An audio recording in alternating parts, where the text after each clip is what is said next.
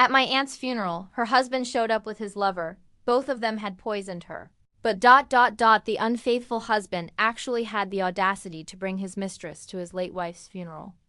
We finally got rid of her, the wicked husband whispered to his lover, planning to run off with all of her fortune. But the idiot failed to realize the poison he'd given. His wife was the very thing about to expose him. The solemn chiming of the church bells rang out, signaling the close of the service. Victoria Hayes, or Vicky as her aunt preferred, adjusted the black wide-brim hat on her head, struggling to hold back the tears that were fighting their way to the surface. From the front pew of the Sacred Heart Cathedral, she watched as the mahogany casket holding her Aunt Margaret Sullivan slowly descended into the ground. Beside her, Marcus Thompson, Margaret's husband, kept his head bowed, his hands trembling slightly as he gripped the funeral program. To an outsider, he looked like a man utterly crushed by the loss of his wife. But Vicky knew him better. She knew something wasn't adding up. As people began to offer their final condolences, Marcus approached Vicky, placing a hand on her shoulder with a forced, slick smile. "Margaret always appreciated you so much, Vicky. She would have wanted you to be part of her legacy." Marcus's words sounded empty, and Vicky noticed. She nodded without speaking, watching him walk away toward his black SUV, followed closely by Nina Reed, a young woman who was always around him, maybe a little too close. Vicky sighed and started walking to her car. As she drove away from the historic Riverside Memorial Park, her mind kept circling back to Marcus's behavior during the last 6 months of Margaret's life. Vicky had noticed a shift in her aunt's relationship with her husband.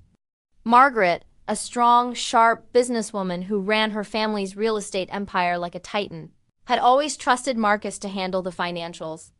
But in her final days, things had changed. She'd grown reserved, almost paranoid. That afternoon after the funeral, Vicky decided to head to Margaret's house. The click of her heels echoed in the vast hallway of the massive stately Chicago mansion. Everything felt different. The air was thick with an invisible tension. Vicky went straight to Margaret's home office, a place she had always admired for its pristine order. When she walked in, it looked exactly as she remembered. But one thing caught her attention. A small sealed envelope with her name on it rested on the dark mahogany desk. She opened it with shaking hands, finding a note from her aunt. "Victoria, if you are reading this, it means I am gone. There are things I couldn't tell you while I was alive. But you need to know that Marcus is not the man he pretends to be. You must be careful with him. My death was not an accident." Vicky's breath hitched and her mind began racing, replaying every interaction, every detail she had missed. "What are you doing here?" Marcus's deep voice boomed in the room, shattering her thoughts. Vicky spun around quickly, shoving the letter into her pocket. "Nothing, just remembering my aunt," she replied, keeping her composure as she met Marcus's eyes, which showed no genuine emotion. "You should leave, Vicky. This isn't the place for you right now," Marcus suggested, his tone soft but laced with a subtle threat. Vicky nodded, feigning compliance.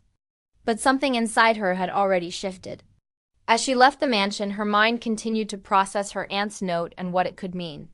She had to find out what really happened to Margaret and why Marcus was so eager to move on.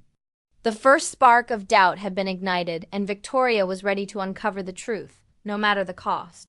The chapter ends with Vicky driving down a dark Illinois highway, the envelope containing her aunt's letter clutched firmly in her hand. She knew she was in a dangerous game, one that could risk not only her life, but everything her aunt had built. Vicky couldn't stop thinking about Aunt Margaret's letter as she drove through the city. Every word she had read resonated in her mind, and a sense of urgency took hold. Something wasn't right, and she knew it. Margaret's warning about Marcus kept her on high alert. What she didn't expect was what she was about to discover. Back in her small, cozy apartment, Vicky poured a cup of coffee, trying to gather her thoughts. She took the envelope from her pocket and placed it on the table, staring at it as if it were a ticking time bomb. She knew she had to investigate further, but where to start? What did her aunt mean when she said her death wasn't an accident? The sound of the doorbell snapped her out of her contemplation. It was her friend Rachel Peterson, a sharp attorney she had met in undergrad at Columbia University. Rachel was the person Vicky trusted most. After Vicky told her what she'd read in the letter, Rachel looked at her gravely. "Are you sure you want to look into this, Vicky?" If what your aunt wrote is true, you could be in danger. Marcus is a powerful man in Chicago society, and if he's behind this, it won't be easy, Rachel commented, taking a sip of her coffee. I know, but I can't just stand by and do nothing. My aunt doesn't deserve for her death to be forgotten. Something about all of this doesn't make sense, and I'm going to find out what it is. Vicky replied with determination. Vicky decided to start by reviewing her Aunt Margaret's medical records. Margaret had been sick for several months before her passing, but doctors at the prestigious Northwestern Memorial Hospital had never been able to pinpoint exactly what had weakened her so much. With Rachel's help, they managed to access a copy of the medical file. What they found was alarming. A complex mix of symptoms consistent with slow poisoning. More determined than ever, Vicky began researching what type of poison could have caused such prolonged agony. After several days of searching, she found something that fit. A rare toxin hard to detect in conventional medical exams that caused a progressive weakness in the organs without leaving clear traces. Rachel, this isn't normal. Look, the symptoms of this poison are exactly what my aunt suffered. She was poisoned, Vicky exclaimed, showing the notes to her friend. If what you're saying is true, then someone had to administer it gradually, Rachel commented, frowning as she reviewed the information. Vicky nodded, her hands trembling slightly. Only 2 people were close to Margaret in those last few months. Marcus and Nina. Nina, Marcus's assistant. Are you saying you think? Rachel began, stunned. Vicky sighed deeply. I saw her constantly with him, way too close. Something tells me she's more than just his assistant. And if they were both involved, then everything my aunt suspected about Marcus is true. What are you going to do now? Rachel asked, worried about the direction the investigation was taking. I'm going to confront them, but I need more proof, Vicky affirmed, determined to see it through to the end. Vicky decided to visit her aunt's house, which she hadn't returned to since the funeral. As she walked through the halls, she noticed something disturbing. All of the medication bottles Margaret had used were still there, neatly organized on a shelf. Something was off. If Margaret had passed away, why hadn't anyone removed her personal effects, unless someone didn't want them removed? As she inspected the bottles, she noticed that some of them contained a liquid slightly darker than normal. They had been tampered with. She decided to take a sample to be analyzed. 2 days later, the results confirmed her worst fears. The medications had been mixed with small doses of the poison Vicky had researched. With this new proof, Vicky knew she had to act fast. She decided to confront Nina first, thinking she would be easier to handle than Marcus. She found Nina at a chic downtown cafe and without wasting time, sat down across from her. You know Margaret was poisoned, don't you? Vicky began, watching Nina tense up instantly. What are you talking about? Nina replied, trying to maintain her cool. The medications, we had them analyzed. They were contaminated with a rare poison. I know you and Marcus were behind this, Vicky said coldly, leaning in a little closer. Nina laughed nervously. That's ridiculous. You're crazy, Vicky. You don't have proof.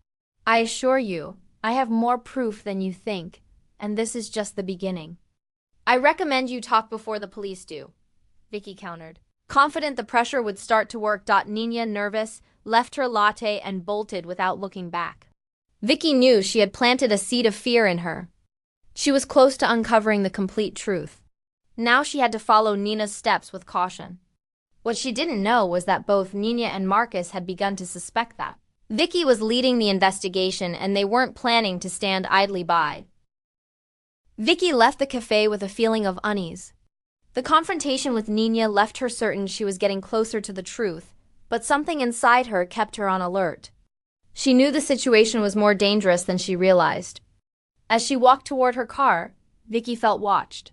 She looked around, but the streets of Lincoln Park were quiet. She got in her car and drove off, unaware that someone was tracking her every move. Meanwhile, in an elegant downtown office, Marcus and Nina met privately. Nina's expression showed worry while Marcus, cold and calculating, paced back and forth across the room. We have to do something, Marcus. Vicky is getting too close. We can't risk her finding out what really happened to Margaret, Nina said, her voice trembling slightly. Marcus stopped and looked at her, his eyes narrowed. Don't worry. I've already thought it through. If Vicky keeps investigating, she won't leave us a choice. We're going to make it look like an accident. Nobody will suspect a thing here in this town. He responded with a malicious smile. Meanwhile, Vicky was driving down the highway toward her apartment, oblivious that her car had been sabotaged. The ruthlessness of Marcus and Nina had reached a new level. They had paid a corrupt mechanic to tamper with Vicky's brakes, ensuring that at the right moment they would fail and send her straight to disaster. Unaware, Rachel, her attorney friend, had started to suspect Marcus and Nina's movements. Her gut instinct told her something was terribly wrong. She tried calling Vicky but got no answer. She then decided to follow the route Vicky normally took home, hoping to warn her that things were going south. "I have to find her before it's too late," Rachel muttered, pressing the accelerator. Rachel saw Vicky's car in the distance, but before she could catch up, she watched the car swerve violently toward the side of the road. "No, Vicky!" Rachel screamed, desperate, as she saw her friend's car lose control and veer off the highway, heading toward a ravine. Vicky felt the steering wheel lock up and the brakes fail. She tried to control the vehicle but couldn't. The car skidded on the gravel and in the blink of an eye, plunged off the road, flipping and crashing into a massive oak tree. The world went blurry for Vicky as the car tumbled, finally coming to a stop. Her whole body ached, but she was alive. She could barely move her fingers, but she knew she had to get out before it was too late. The smell of gas filled the air, and she knew everything could explode at any moment. Rachel arrived at the accident scene and saw the overturned car. Without hesitation, she ran toward the vehicle. "Vicky, hang in there.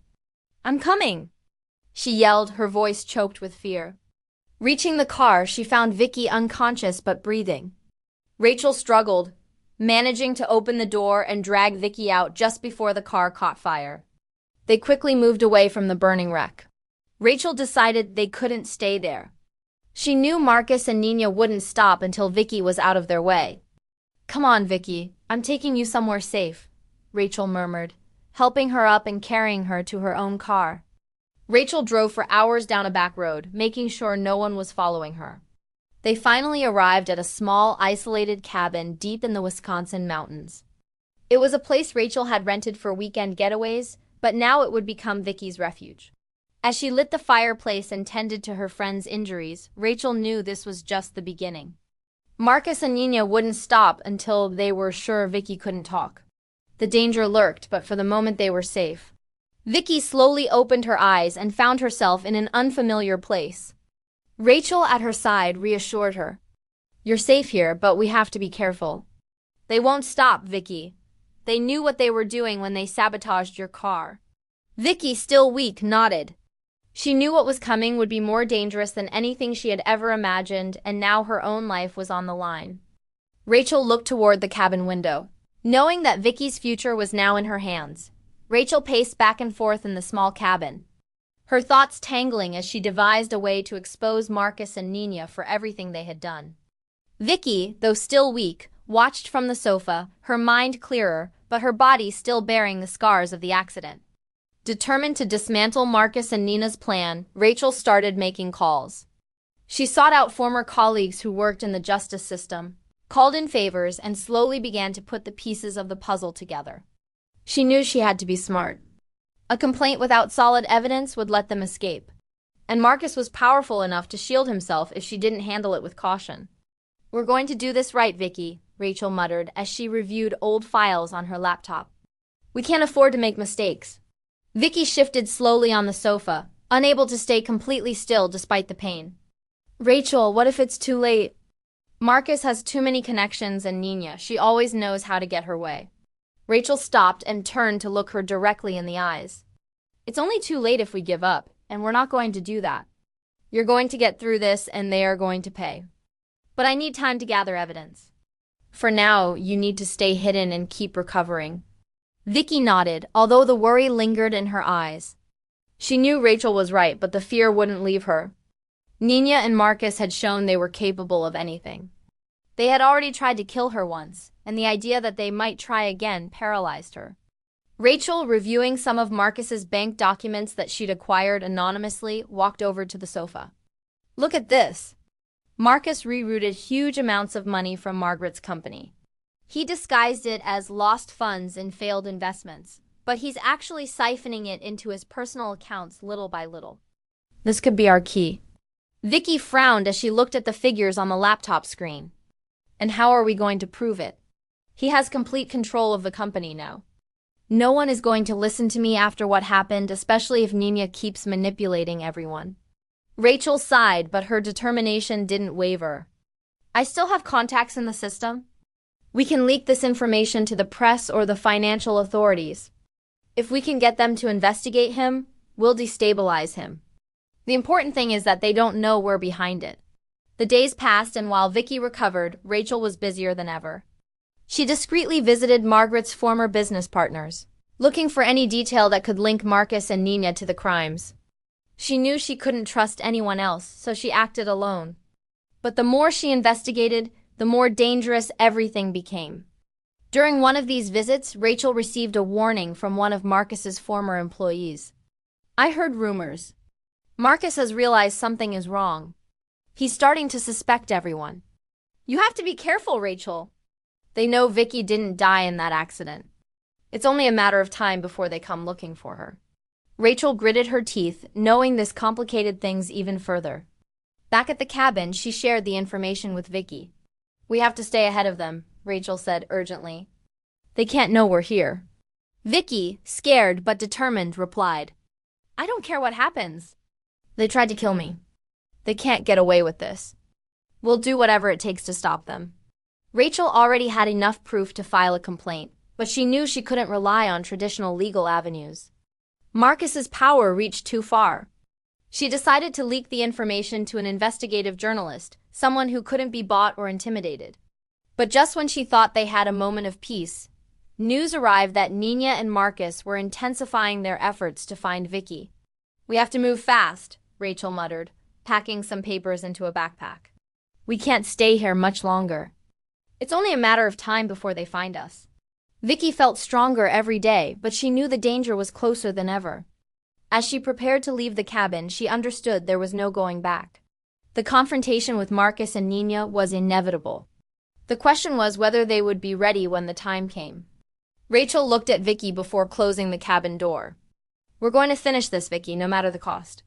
Both women knew the final battle was near, and this time there would be no room for error.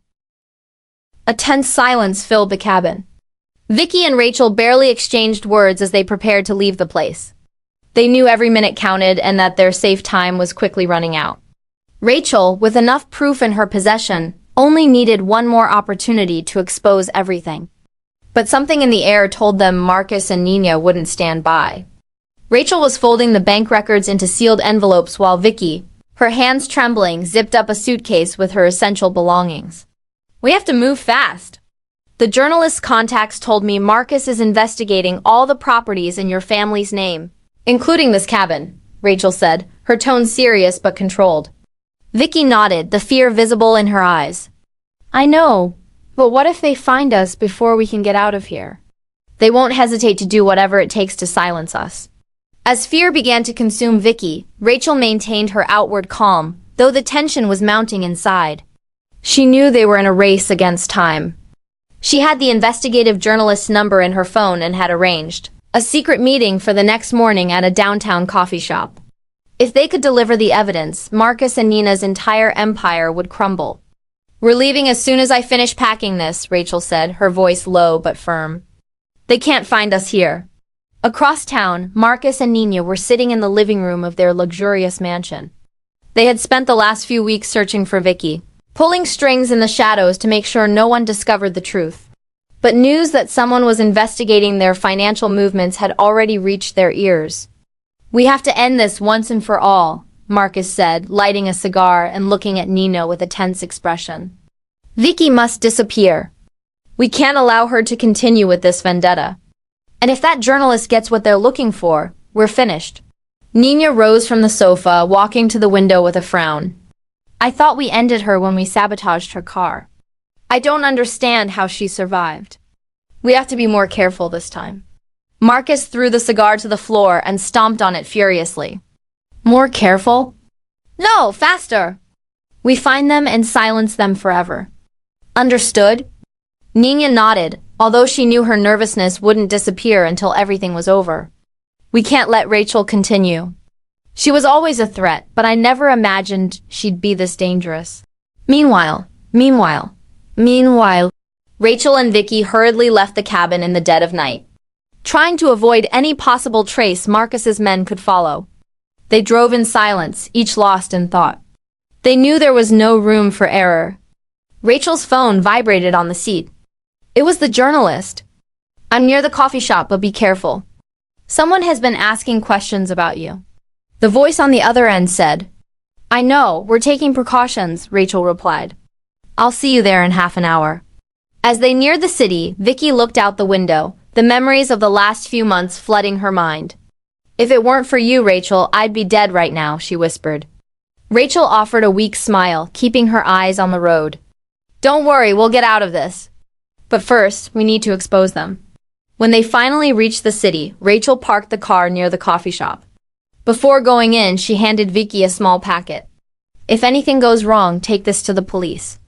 It's the proof we need. I'll handle the journalist. Vicky nodded, her face pale but resolute. We'll do this together. I'm not running again. They entered the coffee shop, but as soon as they crossed the door, something felt wrong. The glances seemed colder, and the atmosphere was too tense. The journalist wasn't at the usual table. Rachel felt a chill run down her spine when she saw a man sitting in the corner, staring intently at them. She immediately knew something was wrong. We need to get out of here, Rachel murmured, grabbing Vicky's arm. But before they could move, two large, threatening men rose from their tables and headed straight for them. They found us, Vicky said, her voice strained. What do we do now?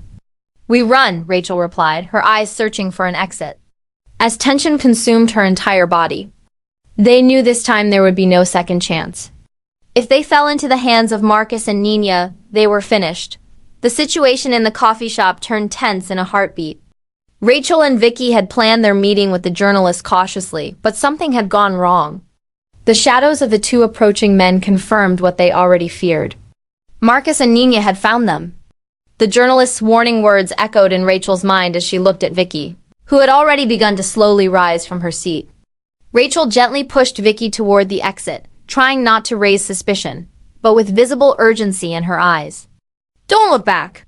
Keep walking toward the door, Rachel murmured, trying to stay calm. Vicky nodded, her eyes full of fear, following the direction.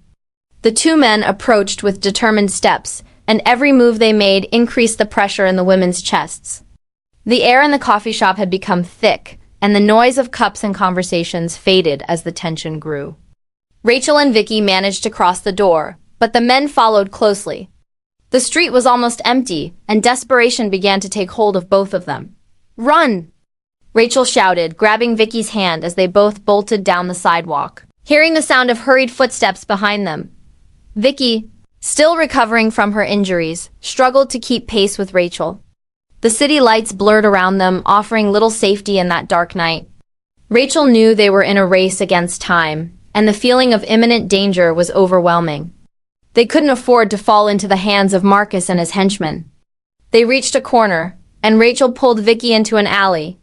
The footsteps behind them grew louder, closer. They scrambled through a back door of an abandoned building, rushing inside and quickly shutting the door behind them. We can't keep running like this, Vicky whispered, her hands trembling as she tried to calm down. Sooner or later, they'll catch us. Rachel knelt in front of her, holding her face in both hands. Listen to me, Vicky. We're going to get out of this. I promise you we have the proof, and we are going to use it. No matter how hard they try to hunt us down, they're the ones on the ropes. Vicky closed her eyes for a moment, trying to hold back the fear that was drowning her. But what if we don't make it? I can't keep running, Rachel. I don't have the strength anymore.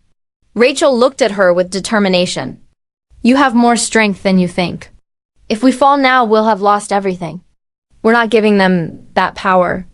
Not now. Not after everything they've done.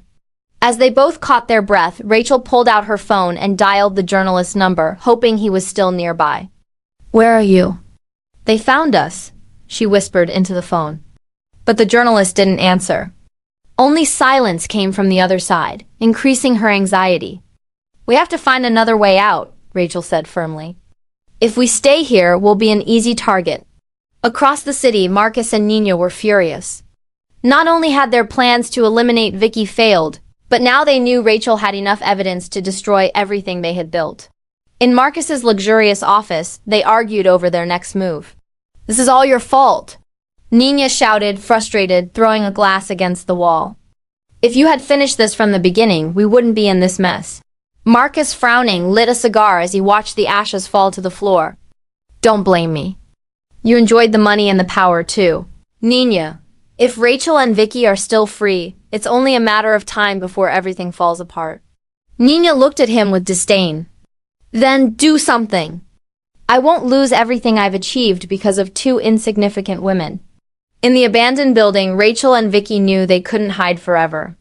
The footsteps of their pursuers still echoed in their ears.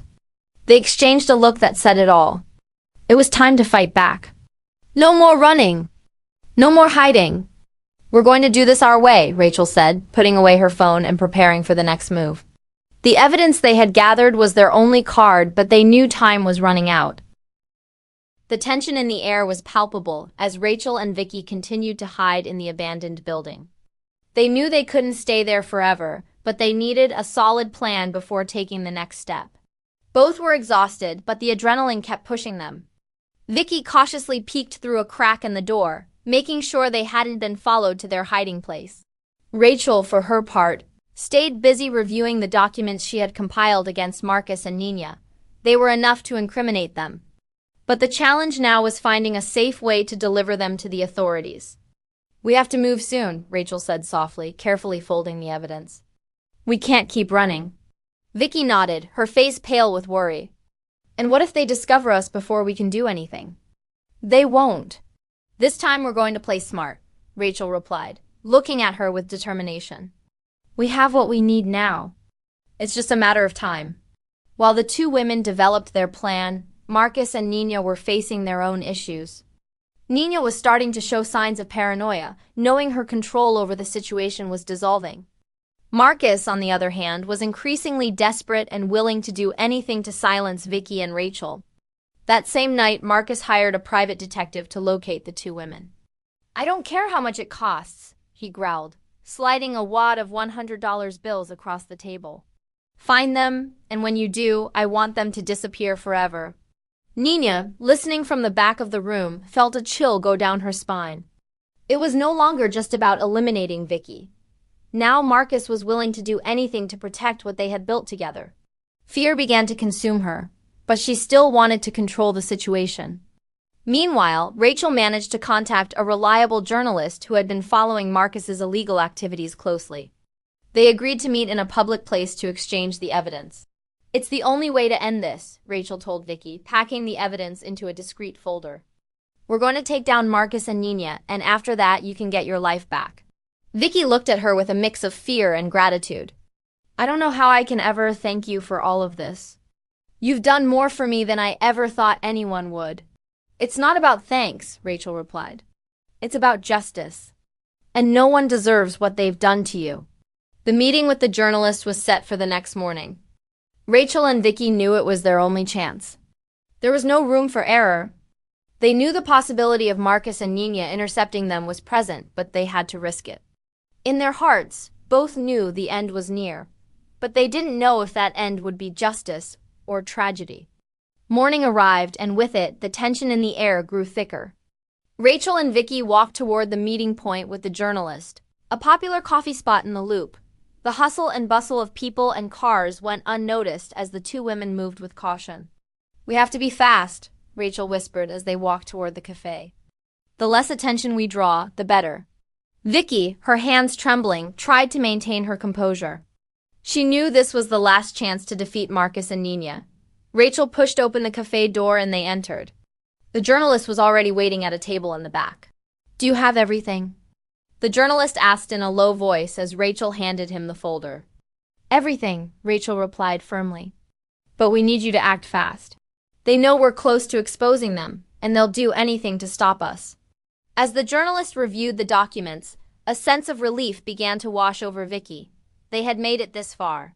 Finally, the proof was in the hands of someone who could deliver justice. But that relief was broken by a sudden noise. The cafe door flew open and two large, menacing men walked in. Rachel recognized them immediately. They were the men Marcus had sent to watch them. "We have to go," Rachel whispered, grabbing Vicky's arm. "They know we're here." The journalist, realizing the gravity of the situation, immediately stood up. "I'll call the police. This can't wait." As Rachel and Vicky rushed out of the cafe, the men began to follow them. They ran through the streets among the crowd, trying to lose themselves in the city chaos. The two women ran toward a nearby train station, knowing they needed to shake their pursuers. Vicky, out of breath, looked at Rachel in desperation. "We can't keep running forever. What are we going to do?" "We're not running anymore," Rachel said, her eyes full of determination.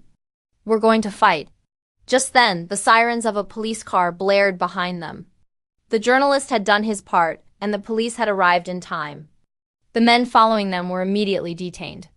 That same night, Marcus and Nina were arrested by the authorities.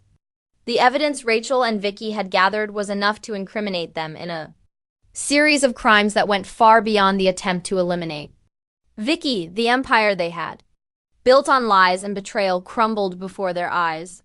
As Vicky and Rachel watched the news that night from Rachel's apartment, both knew that although the battle had been long, justice had finally triumphed. But deep down, they also knew that the scars of everything they had been through would take time to heal. Marcus and Nina were convicted of poisoning Margaret and attempting to end Vicky's life. The sentence was clear. Both would pay for their crimes with long prison terms. Rachel and Vicky felt the nightmare was over. After Marcus and Nina's conviction, Rachel and Vicky began to rebuild their lives. During the trial, it was revealed that Margaret had left a will granting a considerable portion of her fortune to both of them. Vicky and Rachel decided that this fortune wouldn't be just for them. They would use it to honor her aunt's memory. With Margaret's fortune, several $1 million, Rachel and Vicky started a series of community projects, a new medical clinic, a community education center, and support centers for people in vulnerable situations in their local communities. They wanted Margaret's legacy to be marked not only by her tragic death, but also by the positive impact it would have on many lives. On the day of the ribbon cutting for the first clinic built in Margaret's memory, Rachel and Vicky felt a sense of peace. They had achieved justice, not just in the courts, but also in their hearts. They knew Margaret would be proud of what they had accomplished. As they watched the sunset together, both knew they had closed a chapter, and that their aunt finally rested in peace. The story concludes with a powerful message that justice and good prevail, and that love and sacrifice can transform even tragedies into something positive for the future. If you enjoyed this story, I invite you to let me know in the comments what you felt while reading it. And if you have gone through a similar situation of betrayal, I'd love for you to share your valuable opinion. I would be very honored if you leave a like, share the video with a friend or family member, and subscribe to the channel. Don't miss the next surprising story that is appearing on your screen right now. We have guaranteed entertainment exclusively for you. See you in the next video.